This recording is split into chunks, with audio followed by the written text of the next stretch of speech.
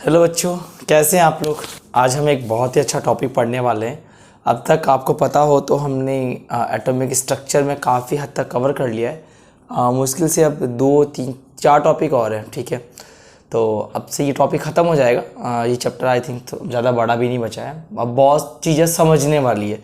अब तक हम क्या कर रहे थे भाई, किसने क्या मॉडल दिया था, वो सब चीज़ें हम लोग पढ़ रहे थे। देखो, आप लोगों ने अब तक ये पढ़ लिया था कि भाई बोर मॉडल ने ये बता दिया कि इलेक्ट्रॉन भाई कैसे रिवॉल्व करता है, कैसे चारों तरफ घूमता है, वर्ताकार होता है। फिर सोमरफेल्ड आयताकार वर्ताकार की बात कर ली, ठीक है। फिर हमने प्रकाश की बातें कर ली। फिर अब जो हम पढ़ने के लिए जा रहे हैं, अब पढ़ने जा रहे हैं de Broglie relationship, de Broglie का संबंध। देखो, जैसे ये सब रिलेशन आने लग गए ना, डी ब्रोगली आया, हाइजेनबर्ग आया, पूरा एटॉमिक का मॉडल ही बदल गया। क्योंकि अब तक हम क्या कर रहे थे, सारे जो हमने भी एटॉमिक मॉडल बनाए थे वो सब कुछ हमने इलेक्ट्रॉन को पार्टिकल मान के बनाए थे। फिर देखो, इन्होंने एक सुबह ये नींद से उठे, उन्होंने क्या बात बोली कि भाई जैसे मैटर जो होता है ना, मैटर मतलब कोई भी द्रव्य, द्रव नहीं बोल रहा हूँ, द्रव्य, ठीक है। तो जैसे प्रकाश में, पहले ये बात आई थी भाई प्रकाश में या लाइट में, ठीक है। ये तो आप सभी लोग जानते हो, प्रकाश या लाइट में दो नेचर होती है। कौन कौन सी होती है? एक होती है लाइट नेचर, एक होती है वेव नेचर, वेव तरंग, और दूसरी होती है पार्टिकल नेचर, कण की प्रकृति होती है, ठीक है। तो इन्होंने बोला अगर लाइट में ऐसा होता होगा तो क्या पता मैटर में भी ऐसा होता होगा। कि भाई मैटर में भी कैसी प्रकृति होती है? दो तरह की प्रकृति होती है। कौन कौन सी? वेव, तरंग की प्रकृति, और पार्टिकल नेचर, कण की प्रकृति। बिल्कुल भाई। तो इन्होंने क्या बोला कि जैसे लाइट में दो तरह की नेचर होती, तरंग और कण की, वैसे ही जो मैटर और द्रव्य होते हैं उनमें भी कैसी प्रकृति होती है? दो तरह की नेचर होती है, पार्टिकल भी होते हैं और कण भी होते हैं, ठीक है। तो एक बात बताओ, इलेक्ट्रॉन भी तो इसी में आएगा, तो इसका मतलब इलेक्ट्रॉन में भी कैसे नेचर होंगे? दो नेचर। तो इलेक्ट्रॉन में भी कौन कौन से नेचर पाए जाएंगे जी? एक तो होगा वेव नेचर और एक होगा पार्टिकल नेचर, तरंग और कण। तो इन्होंने पदार्थ की ड्यूल नेचर दी थी। कौन सी? Dual nature, dual nature of matter,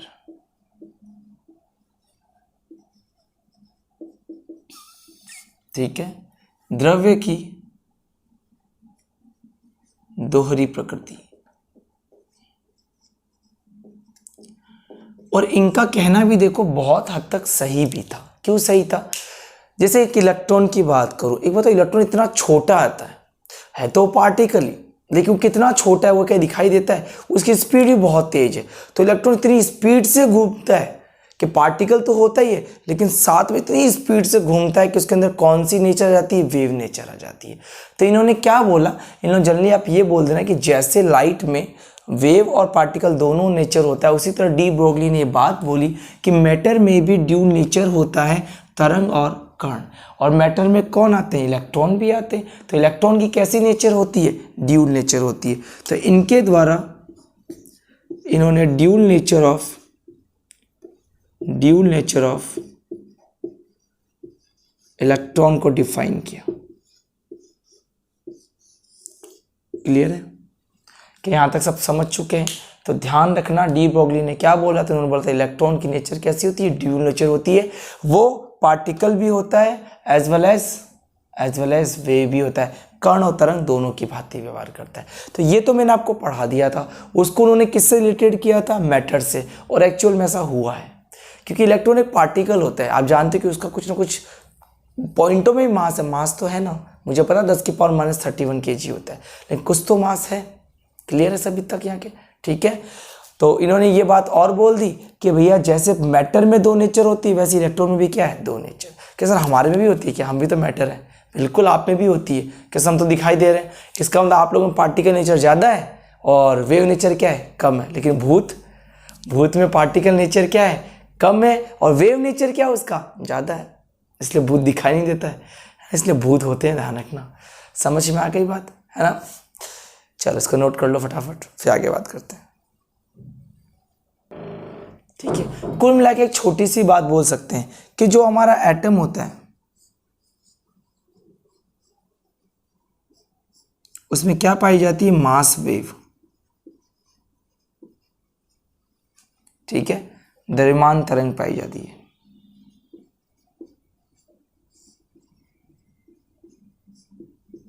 जो कौन जनरेट करता है? इलेक्ट्रॉन। क्लियर हो गया यहां तक? ठीक है, अब देखो सब प्रूफ करके बताओ, हमें तो प्रूफ करके बताओ कि भैया कि एक कोई भी अगर इलेक्ट्रॉन है, ठीक है, उसके अंदर वेव फंक्शन भी है और उसके अंदर पार्टिकल नेचर भी है। भाई कण की प्रकृति भी होनी चाहिए और तरंग की भी। करता हूं मैं।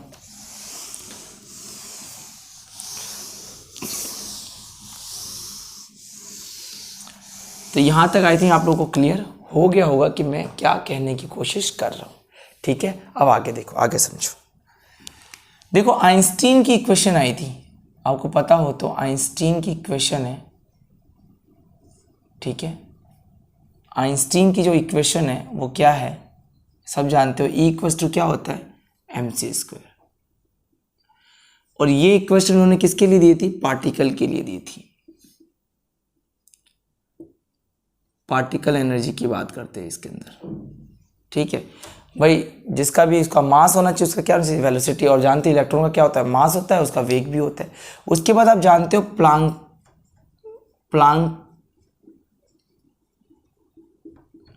ने विकिरण के लिए दिया था। प्लांक ने रेडिएशन के लिए एक फॉर्मूला बताया था, याद है क्या? विकिरण की बात की थी, बताओ क्या फॉर्मूला था? E equals to hν। Clear हो गया? और hν बराबर, और आप सभी लोग जानते हो म्यू बराबर क्या था जी? c/λ। तो मैं क्या लिख सकता हूँ? c/λ। क्लियर हो गया? इसको इक्वेशन, आइंस्टीन की इक्वेशन को नंबर 1 बोला और इसको 2 बोला। क्लियर है? इक्वेशन 1 और 2 को देखो, इक्वल करते हैं 1 और 2। पहली क्या है? E equals to mc²। देखो m क्या है यहाँ पे? मास। और मास हमेशा किसका होता है? पार्टिकल का। ठीक है, यहाँ क्या आ गया? लैम्बडा। लैम्बडा किसकी वेवलेंथ होती है? वेव की। क्लियर है? ठीक है, चलो देखो। और दूसरा, ये तो नंबर 1 इक्वेशन। नंबर 2 इक्वेशन क्या थी बोलो? E बराबर hc/λ। दोनों को कंबाइन कर दें 1 और 2 से, बता दोनों का एक साइड सेम है। देखो ये साइड सेम तो ये साइड सेम हो जाएगा। क्या आ गया? तो आपको एक बात समझ में आ रही है यहाँ पे? देखो ध्यान से समझो थोड़ा सा। ये क्या है? ई क्या है? एनर्जी है। किसकी है? जिसका मास है।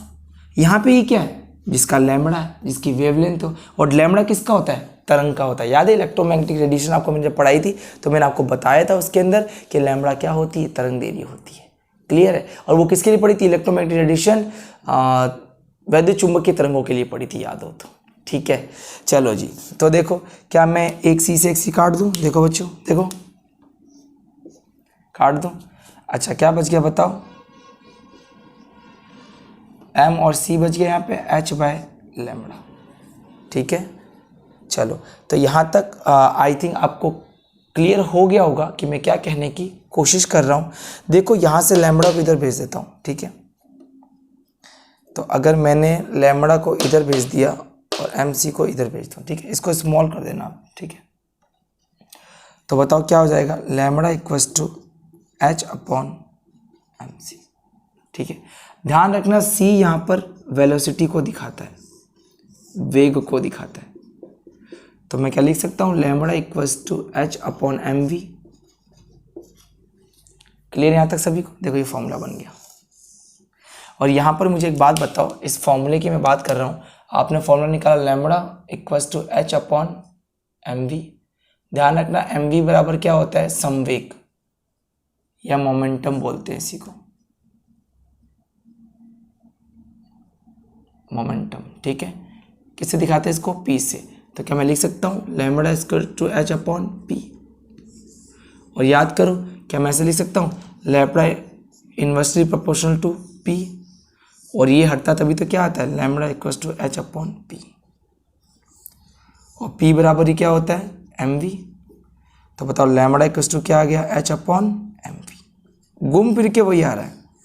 तो एक इस फॉर्मूले में आप चीज़ नोटिस कर रहे हो क्या, नोटिस करो, दिमाग लगाओ। देखो अगर मैं चलो एक बार इसी फॉर्मूले की बात कर लेता हूँ, तुम देख रहे हो यहाँ पे लैम्बडा आ रहा है, देखो लैम्बडा आ रहा है यहाँ पे। लैम्बडा मतलब क्या होती है, वेवलेंथ, तरंग दैर्घ्य। और मुझे बताओ तरंग दैर्घ्य किसकी होती है, वेव की होती है, ठीक है। और बताओ यहाँ पे एम दिख रहा है क्या, एम वो क्या होता है, मास, द्रव्यमान। ये किसका होता है, पार्टिकल का होता है। क्लियर हो गया सभी को? आई थिंक आपको अब इतना तो क्लियर हो गया होगा कि जो भी हमने फॉर्मूला निकाला है वो बहुत ही सिंपल है। एक बार आप नोट करो, मैं वापस से बताऊंगा, ठीक है। चलो नोट करो, बैठ जाता हूं एक बार। थोड़ा सा लॉजिकल सोचो, लॉजिकल सोचोगे यहां तक पहुंच जाओगे।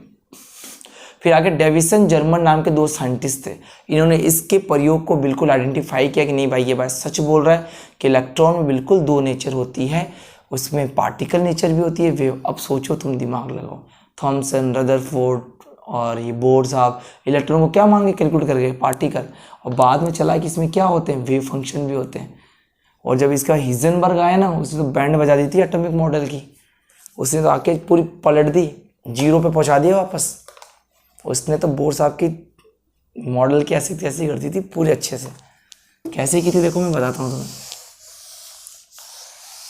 नोट कर लिया होगा वैसे आप लोगों ने। तो देखो वापस से करते हैं एक बार, ठीक है भाई। यहाँ पर हम किसकी बात कर रहे हैं, इलेक्ट्रॉन के ड्यूल नेचर की, इलेक्ट्रॉन की दोहरी प्रकृति की। इलेक्ट्रॉन की दो प्रकृति होती है, कौन कौन सी होती है कोई बताएगा मुझे? तरंग भी होती है और कण भी होती है। क्या प्रूफ करके बताओ यार। तो हमें पता है आइंस्टीन का फॉर्मूला पार्टिकल्स के लिए था, क्या होता है, mc²। फिर प्लांक का फॉर्मूला भी आया, इक्वल टू क्या हो गया, hν। ये फॉर्मूला किसके लिए था, पार्टिकल के लिए था, पार्टिकल की एनर्जी के लिए था। और ये किसके लिए था, रेडिएशन एनर्जी के लिए था। तो मैंने दोनों को इक्वल कर दिया, तो मुझे पता चला कि mc² क्या होता है, hν। फिर मुझे चला म्यू बराबर क्या होता है, c/λ। तो mc² इक्वल टू क्या हो गया, sc/λ। फिर c से c मैंने काट दिया, क्या बच गया, mc/c/λ। लैम्बडा बराबर क्या होगा, c/mc। फिर मुझे पता है c को ही क्या मैं बोलता हूँ, v बोलता हूँ, क्योंकि इसी को क्या बोलते हैं हम, वेग या वेलोसिटी बोलते हैं। क्लियर है? तो बताओ यहाँ पे लैम्बडा इक्वल टू क्या रख दूंगा मैं, सॉरी ऊपर, व्हाट इज दिस, मैं क्या कर रहा हूँ, यहाँ आया चाहेगा ना। चलो प्रिंटिंग मिस्टेक है कि सर, प्रिंटिंग मिस्टेक है। चलो ये हो गया। अब मैंने कहा एम वी क्या होता है, संवेग होता है, पी होता है, या फिजिक्स में पढ़ते हो। तो लैम्बडा इक्वल टू कितना हो गया, एच अपॉन पी। तो मैं कह सकता हूँ ना, लैम्बडा संवेग के क्या होता है, व्युत्क्रमानुपाती होता है। ये सवाल कई बार हर एग्जाम में पूछे जा चुके हैं, कई बार आ चुका है, कई बार। क्लियर है बच्चों? आई थिंक आप लोगों को यहाँ तक क्लियर हो गया होगा।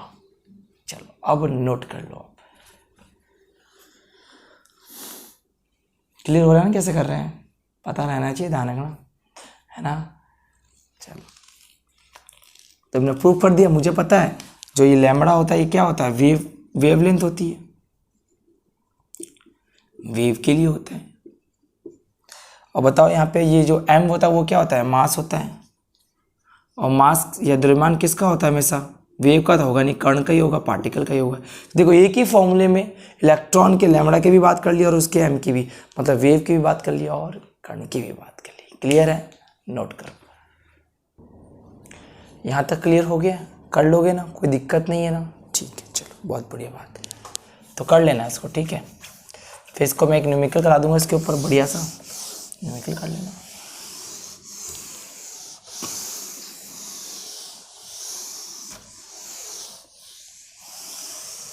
देखो इस थ्योरी के बाद एक छोटी सी थ्योरी और आई थी, हाइजेनबर्ग का अनिश्चितता का सिद्धांत।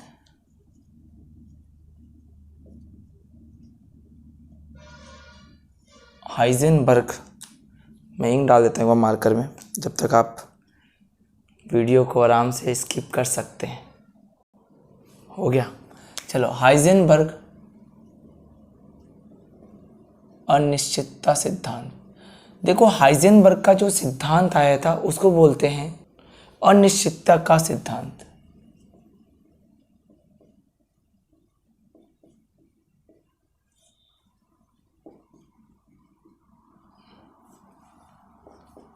Heisenberg uncertainty principle. ठीक है, देखो इसने क्या बोला था, इन्होंने क्या बोला था, इन्होंने चीज़ बोली बहुत ही यूनिक चीज़ बोली थी। एक बार मैं इसको थोड़ा सा ऊपर दिखा देता हूँ, ठीक है, अब आपको दिख जाएगा। ठीक है, देखो इन्होंने क्या यूनिक चीज़ बोली थी। इन्होंने बोला था कि भाई अच्छा एक बात बताओ, जो बोर साहब है उन्होंने क्या बोला था, भैया ये न्यूक्लियस है, इसके चारों तरफ कौन घूम रहा है, इलेक्ट्रॉन घूम रहा है ना। बोर साहब ने क्या किया था, दिमाग लगाना, उन्होंने इस यहाँ न्यूक्लियस से लेकर इलेक्ट्रॉन के बीच की डिस्टेंस निकाली थी और उन्होंने ये भी पता कर लिया था इलेक्ट्रॉन कितनी स्पीड से क्या कर रहा है, घूम रहा है। ठीक है, तो बोर के अनुसार अगर हाइड्रोजन वाले की बात करें तो एक ही टाइम में उससे जो उसकी रेडियस भी पता है और उसकी वेलोसिटी भी पता है, इलेक्ट्रॉन कहाँ पर और कितने वेग से घूम रहा है। लेकिन इन्होंने मना कर दिया कि भाई ऐसा नहीं है, कि इस दुनिया में अगर कोई भी मूविंग पार्टिकल है, कैसा पार्टिकल है, चालित पार्टिकल है, मूविंग पार्टिकल है, कोई भी मूविंग पार्टिकल है, कोई भी गतिशील कण है,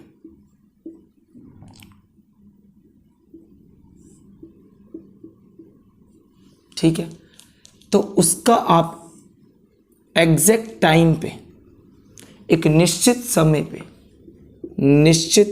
पे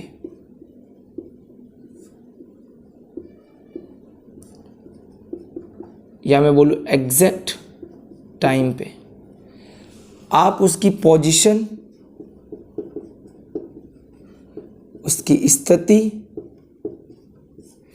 या उसकी वेलोसिटी या उसका संवेग, या तो संवेग लिख लेगा या उसकी वेलोसिटी,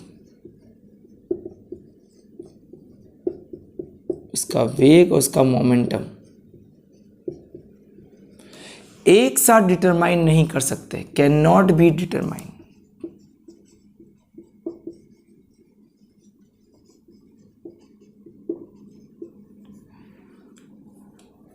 सर क्या बात हो गई, बड़ी सिंपल सी बात हो गई। हाइजेनबर्ग साहब ने क्या बोला कि अगर कोई भी मूविंग पार्टिकल है तो you can not be determining exact in time of your position and as well as velocity. कहने का मतलब क्या है, सिंपल सी बात इन्होंने ये बोली कि मान लो ये इलेक्ट्रॉन, ये न्यूक्लियस है और इसके आसपास कौन घूम रहा है, इलेक्ट्रॉन। अगर तुम्हें पता है इलेक्ट्रॉन यहाँ है तो तुम ये नहीं बता सकते कि वो कितनी स्पीड से घूम रहा है, और अगर तुमने ये बता दिया कि वो कितनी स्पीड से घूम रहा है तो तुम ये नहीं बता सकते वो कहाँ पर है। तुम दोनों में से किसी एक चीज़ को बता सकते हो। अच्छा एक बात बताओ, मुझे पता है इलेक्ट्रॉन क्या है, वेव है, मुझे ये समझ में आया कि ये वेव यहाँ थी, अतः कितनी स्पीड से निकली तुम्हें पता चल रहा है क्या, नहीं। अगर मैं ये पता कि वेव कितनी स्पीड से आ रही है लेकिन कहाँ पर है, नो आइडिया। समझ में आ गया, इसको उतारो फिर डेफिनेशन लिखो, मैं लिखवाता हूँ, लिखो। It is impossible to determine the exact position and velocity for the moving particle like electron. लिखो, हाइजेनबर्ग के अनुसार गतिशील कण की, ब्रैकेट लिख देना, इलेक्ट्रॉन, गतिशील कण की एक साथ उसकी स्थिति और संवेग का यथार्थ मान ज्ञात नहीं किया जा सकता। क्लियर है, तो ध्यान रखना एग्जैक्ट टाइम पे आप ये बात नहीं कर सकते हो, CAT कर देना, एग्जैक्ट टाइम पे आप इलेक्ट्रॉन की पोजीशन और उसकी संवेग नहीं निकाल सकते। तो भाई कैसे निकाल सकते हैं, तो इन्होंने फॉर्मूला निकाला। क्या फॉर्मूला दिया इन्होंने, ये बोला कि माना पहले इलेक्ट्रॉन यहाँ था, तुमने थोड़ी देर बाद देखा इलेक्ट्रॉन यहाँ आ गया, अब इलेक्ट्रॉन कहाँ है बताओ, तो इन दोनों के बीच में, दिमाग लगा लिया, सिंपल सी बात है। इन्होंने कहा कि आप एग्जैक्ट टाइम में नहीं बता सकते इलेक्ट्रॉन कहाँ पे, पर मैं ये तो बता सकता हूँ कि देखा जब यहाँ था, अब देखा जब यहाँ था, इन दोनों के बीच में कहीं पे भी हो सकता है। तो इन्होंने एक फॉर्मूला बनाया,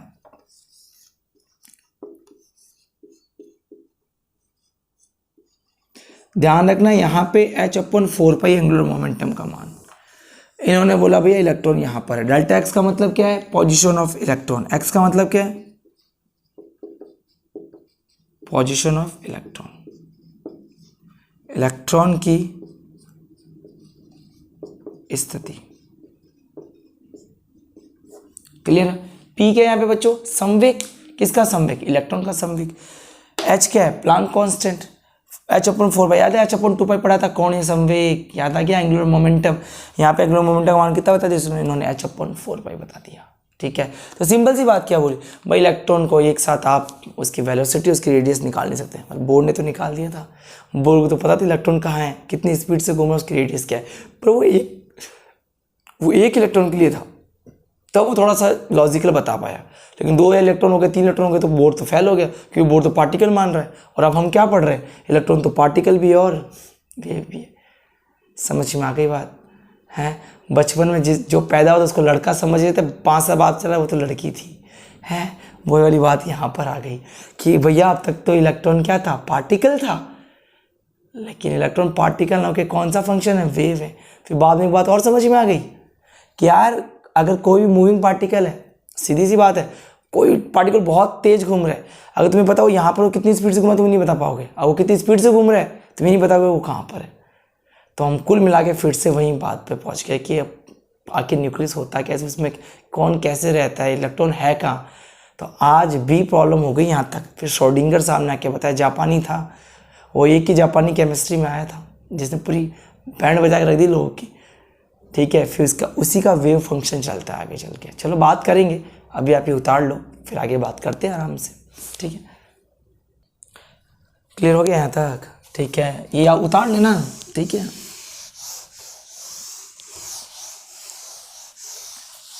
देखो इनके फॉर्मूले में बहुत सारे चेंजेस भी हो सकते हैं। कैसे चेंजेस हो सकते हैं? देखो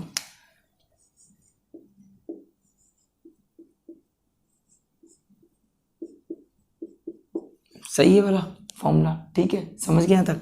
देखो P बराबर क्या होता है? mv। डेल्टा बराबर ये भी क्या हो जाएंगे? डेल्टा।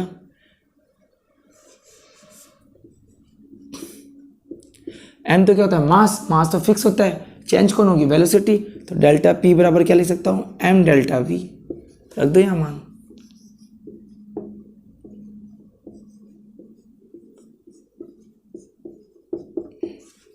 इन दोनों को नीचे भेज दो बोली, या ऐसे भी लिख दो।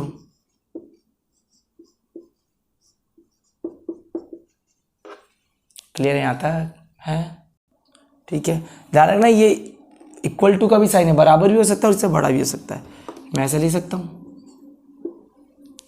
बराबर करके लिख दूँ एक बार, h/, क्या नीचे 4πm डेल्टा v। इससे हम सॉल्व करेंगे न्यूमेरिकल। अगर इलेक्ट्रॉन की स्थिति निकालनी हो तो उसका v पता हो, उसका m पता हो, बस निकल जाएगा। क्लियर है यहाँ तक सभी बच्चों को? ध्यान रखना। और भी है वैसे तो, delta E dot delta T, ये भी लिख सकते हो आप इसकी। आइंस्टीन की क्वेश्चन का है ये, सब डेरिवेशन किया गया ये। ठीक है, आपके बिल्कुल शॉर्ट में है। चलो आई थिंक आपको ये समझ में आ गया होगा इतना तो। ठीक है, अब बनाते हैं चार्ट, देन फिनिश। चलो नोट कर लो।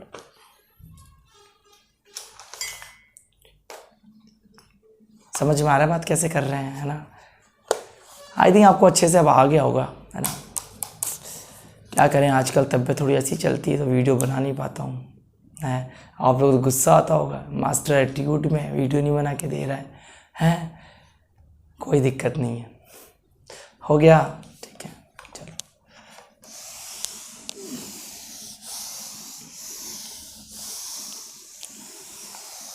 चलो, तो आप लोग यहाँ तक समझ गए होंगे। अब सुनो, चार्ट देख लो। ठीक है, पहला कौन सा पढ़ा तुमने? De Broglie. ठीक है, तो डी ब्रोगली का देख लेना आप। ठीक है, डी ब्रोगली साहब ने क्या बोला था? Lambda equals to h/p। समझ गए? इन्होंने किसकी बात की थी बताओ मुझे? डी ब्रोगली ने due nature of electron, electron की दोहरी प्रकृति की बात की थी। ठीक है, ये बोला था। इन्होंने और फॉर्मूला बनाया था, कौन सा बोलो? लैम्बडा इक्वल्स टू क्या हो सकता है? h/mv। फिर कौन से साहब आए? हिजेनबर्ग साहब आए। इन्होंने क्या बोला कि अगर कोई भी मूविंग पार्टिकल है, कोई भी XYZ, ठीक है, हो गया, कोई भी अगर मूविंग पार्टिकल है, कोई भी मूविंग पार्टिकल है, ठीक है, तो एक साथ आप उसकी एग्जैक्ट टाइम पे उसकी आप क्या डिटरमाइन, डू नॉट डिटरमाइन, आप डिटरमाइन नहीं कर सकते, क्या डिटरमाइन नहीं कर सकते, उसकी पोजीशन और उसका मोमेंटम।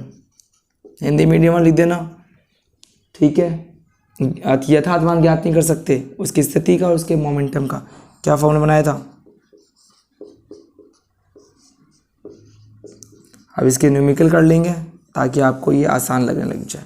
क्लियर है? ठीक है, देखो भाई न्यूमेरिकल करने के लिए देखो सिंपल सा करेक्ट फॉर्मूला होता है delta equals to h mu. ये आपको मैं लाइव क्लास में न्यूमेरिकल सॉल्व करवा दूंगा, ठीक है, बोर्ड पे समझाऊंगा तो फिर से वही दिक्कत होगी। ध्यान रखना, जो भी टेस्ट लिया था उसका न्यूमेरिकल मैं लाइव क्लास में समझा दूंगा, जब भी मुझे टाइम मिलेगा मैं डाल दूंगा अपने आप कि मुझे लाइव क्लास कब लेनी है। क्लियर है सभी को? यहाँ तक सब क्लियर आई थिंक हो चुके होंगे, ठीक है। चलो तो आप इसको अब नोट कर लो चार्ट को फटाफट, और ये फॉर्मूला हमेशा ध्यान रखना, ठीक है। और आपको पता हो तो 1/λ क्या था, म्यू बार भी था, ये भी पता होना चाहिए। और म्यू बराबर क्या होता है, c/λ होता है, ये भी पता होना चाहिए। क्लियर यहाँ पे? ठीक है, चलो जी। तो आई थिंक अब आपको ये चीज़ें समझ में आ गई होगी, आई होप अच्छे से आई होगी। चलो नोट कर लो।